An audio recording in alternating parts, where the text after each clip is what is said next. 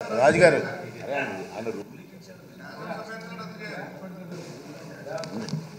దీన్ని ప్రొలాంగ్ చేసి ఆలోచిద్దాం, డిస్కస్ చేద్దాం. అధ్యక్ష, అత్యంత గౌరవమైన పదవిలో తమరు ఉన్నారు అధ్యక్ష.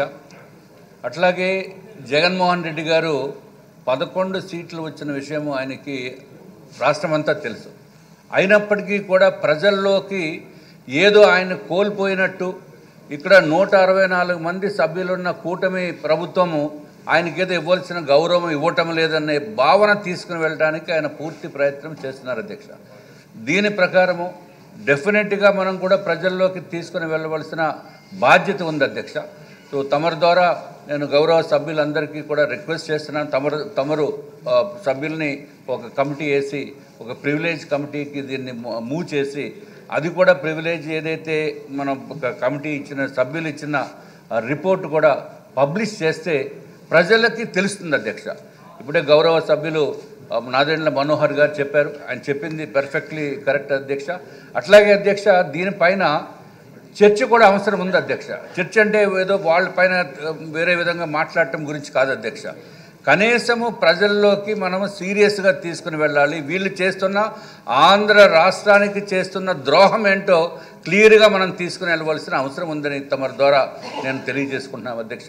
దయచేసి ఈ ప్రివిలేజ్కి ఒక కమిటీ వేయండి అధ్యక్ష, కామన్ కమిటీ వేసి దానిపైన రిపోర్ట్ తమరు తెప్పించుకుని ఒక టైం లైన్స్, గైడ్ లైన్స్ ఇచ్చి తెప్పించుకుని దాన్ని పబ్లిష్ చేస్తే బాగుంటుందని చెప్పి భారతీయ జనతా పార్టీ తరఫున కూడా తమరికి విజ్ఞప్తి చేస్తున్నాం అధ్యక్ష.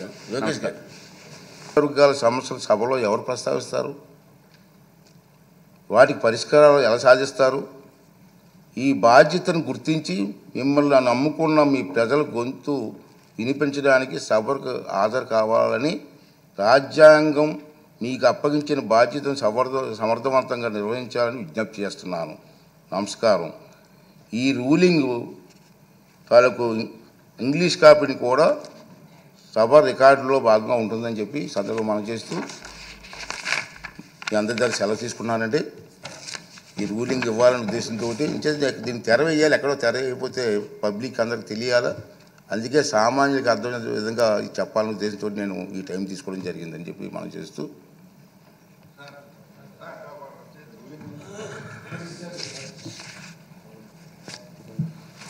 అధ్యక్ష, సభ యొక్క హుందాతనం, గౌరవం, అదేవిధంగా బాధ్యత, ఈ మూడు కూడా కాపాడగలిగే శక్తి, అధికారం మీరు ఆ స్థానంలో కూర్చున్నారు కాబట్టి సభ అంతా కూడా మిమ్మల్ని ఎన్నుకున్నాం అధ్యక్ష. So you are the custodian of the house, there is no doubt at all. As presiding officer you can always exercise your discretion on several matters అధ్యక్ష. సభ నుంచి మేము సభ్యులుగా మేము కోరేది ఏంటంటే ఎప్పుడు కూడా ప్రజలు ఏ విధంగా ఒక ఆకాంక్షతోటి, ఒక నమ్మకంతో మమ్మల్ని ఎన్నుకున్నారో, ప్రజలకి సేవ అందించడానికి ప్రభుత్వం నుంచి మేము చేసే కార్యక్రమాలు సభ ద్వారా ఎంతో హుందాగా వ్యవహరించి రాష్ట్ర వ్యాప్తంగా ప్రజలకి మేలు చేయాలనే అంకిత భావంతో మేము అందరం ఇక్కడికి వచ్చాం అధ్యక్ష. సభ్యుల యొక్క హక్కుల్ని మనం పక్కన పెడితే మీరు అక్కడ సభాపతిగా ఉన్నప్పుడు మొదటి రోజు నుంచి కూడా వీరు కావాలని బురద జల్లడానికి ఒక ప్రయత్నం చేస్తున్నారు అధ్యక్ష. మీరు చాలా లోతుగా అధ్యయనం చేసి ఇప్పుడు మీరు చదివిన రూలింగ్తో పాటు నా మనవి ఏంటంటే ప్రొసీజర్స్, సభలో జరిగే కార్యక్రమాల గురించి పూర్తి అధికారం మీకే ఉంది అధ్యక్ష. అక్కడ వచ్చి కూర్చోవాల్సిన ప్రతిపక్ష సభ్యులు వాళ్ళ నాయకుడు వాళ్ళ బాధ్యతని విస్మరించి సభను, రాష్ట్ర ప్రజల్ని కూడా తప్పుదారి తీసుకెళ్లే విధంగా వాళ్ళకి లేని అధికారం కోరుకోవడం చాలా దురదృష్టకరం అధ్యక్ష. ప్రజలే మిమ్మల్ని చీకొట్టినప్పుడు, ప్రజలే మీకు ఆ గౌరవం ఇవ్వనప్పుడు సభాపతిగా మీరేం చేయగలుగుతారు అధ్యక్ష? మీరు ప్రతి సభలో మీరు చదివేటప్పుడు ఏ పార్టీకి ఎంత సంఖ్య ఉన్నదని మీరు చదువుతారు. అందుకని మేము ప్రభుత్వంలో ఉన్నా ప్రతిపక్షంలో ఉన్నది మీరు కాదు కదా అధ్యక్ష డిసైడ్ చేసేది. ప్రతిపక్షంగా వాళ్ళకి రావాల్సిన మినిమం నంబర్ రాలేదు కాబట్టి ఆ మాత్రం విజ్ఞత లేకుండా కేవలం ఇది ఒక దుష్ప్రచారం తీసుకెళ్ళడానికి వాళ్ళు చేస్తున్న ప్రయత్నాన్ని మీరు చాలా అద్భుతంగా మీరు ఒక చక్కటి రూలింగ్ ఇచ్చారు అధ్యక్ష. అయితే నా చిన్న రిక్వెస్ట్, నా మనవి జనసేన పార్టీ నుంచి మేము కోరేది ఏంటంటే అధ్యక్ష, మీరు ఆ రూలింగ్తో పాటు ఖచ్చితంగా ఈ మ్యాటర్ని మీరు సభా హక్కుల సంఘానికి మీరు రెఫర్ చేయాలి అధ్యక్ష. ఆ కమిటీ దీని గురించి ఇంకొంచెం లోతుగా విశ్లేషించి మీకు దీనిపైన రిపోర్ట్ అందించి, ఎవరైతే ఈ విధంగా కంటిన్యూస్గా మాధ్యమాలు ఉన్నాయి కదా అని వాళ్ళు వాడుకొని ఒక నెరేటివ్ వాళ్ళు ఏదైతే ప్రజల్లోకి తీసుకెళ్తున్నారో దాన్ని ఖచ్చితంగా మన బాధ్యత అధ్యక్ష. మేము అందరం కూడా మీకు ఎప్పుడు అండగా నిలబడతాం. You have the powers, you are like you truly said అధ్యక్ష, you are the custodian of the house. As a custodian you have to exercise your powers and duties. Through that only we can support our members in this long journey అధ్యక్ష. రాష్ట్రంలో ఈరోజు నెలకొన్న ఆర్థిక విధ్వంసాల నుంచి మనం బయటకు వచ్చి ఆంధ్రప్రదేశ్ని మరొకసారి అభివృద్ధి పందాలను నడపాలంటే అందరం కలిసికట్టుగా పనిచేసుకోవాలి అధ్యక్ష. ఇట్లా అనాలోచిత మాటలు, మూర్ఖమైన నిర్ణయాలు తీసుకుని ప్రజలపైన ఈ విధంగా అభాండనాలు, మీపైన అభాండనాలు వేయడం అనేది సరికాదు అధ్యక్ష. తప్పకుండా మేము డిమాండ్ చేస్తున్నాం అధ్యక్ష. We request you please refer this matter to the committee on privileges. దీని గురించి లోతుగా అధ్యయనం చేసి మీకు రిపోర్ట్ సబ్మిట్ చేసేటట్టు సభ్యులందరూ కూడా సహకరిస్తారు అధ్యక్ష. మనోహర్ గారు, మీరు కూడా సభాపతి చేశారు, మంచి సూచన చేశారు. మీరు చెప్పిన సూచన బాగుంది. నేను ఒకసారి స్టడీ చేసి సభా హక్కుల కమిటీకి పంపించి ఏర్పాటు చేయడం కోసం ప్రయత్నం చేస్తాను. దీని మీద డిస్కషన్ వద్దండి ప్లీజ్. రూలింగ్ అయిన తర్వాత పెద్ద మాట్లాడండి. దీని మీద డిస్కషన్ అనవసరం. ఇంకా మనం ఆల్రెడీ రూలింగ్ ఇచ్చాం కదా. విషయం, సభాపతి యొక్క హక్కులకు సంబంధించిన విషయం, రాష్ట్ర ప్రగతికి సంబంధించిన విషయం, రాష్ట్రంలో జరిగిన అరాచక ఆటవిక విధానాలకి ప్రతినిధి ఎవరో, ఏ విధంగా జరిగిందో ఇంకా కంటిన్యూ అవుతుంది. దోచుకున్న సొమ్ముతో మీడియాని నియంత్రించి తప్పుడు ప్రచారం చేస్తూ ఉన్నారు. దీని మీద సభ డిస్కస్ చేయాలి.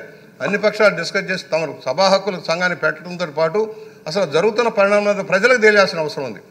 రాష్ట్రంలో ఏం జరుగుతుంది, ఏ విధంగా తప్పుడు విధానాలు వెళ్తున్నారు, ఒక నియంతలాగా, ఒక డిక్టేటర్ లాగా ఏ విధంగా పరిపాలన చేశారు, ఇవాళ కూడా అదే విధానంలో ముందుకు సాగుతున్నారు. 30 సంవత్సరాలు ముఖ్యమంత్రి అట.